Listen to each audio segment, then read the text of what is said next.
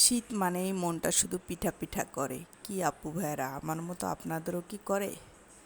তাই আজকে চলে আসলাম আবার নারকেল পুলি বানাবো। কুলি পিঠা তো অনেকভাবেই বানানো যায়, যে যেভাবে বানায়। সুজি দিয়ে করেও বানানো যায়, আবার নারকেল দিয়েও করা যায়। তা আজকে আমি চিন্তা করলাম যে একটু নারকেল কুলি বানাই। তা নারকেল কুলি বানাতে যেটা হলো, নারকেলের আর গুড়টা বেশি আঠা আঠা হচ্ছিল না। তখন তার ভিতরে আর কিছুটা পরিমাণ সুজি দিয়ে দিলাম, অল্প পরিমাণ দিলাম, আর নারকেলের পরিমাণটাই বেশি রাখলাম।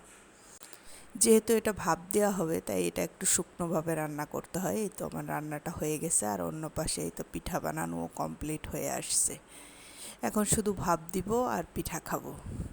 আমার মতো কে কে পিঠা খেতে পছন্দ করেন অবশ্যই কিন্তু কমেন্টে জানাবেন, আর কে কীভাবে পিঠা বানায় খান সেটাও কিন্তু জানাবেন। এই তো কুলি পিঠাগুলো ভাপ দিয়ে বসিয়ে দিলাম। এই তো আমার হয়ে গেছে পিঠা সিদ্ধ করা, এখন খাবো। পিঠাটা খেতে কিন্তু বেশ মজার হয়েছিল।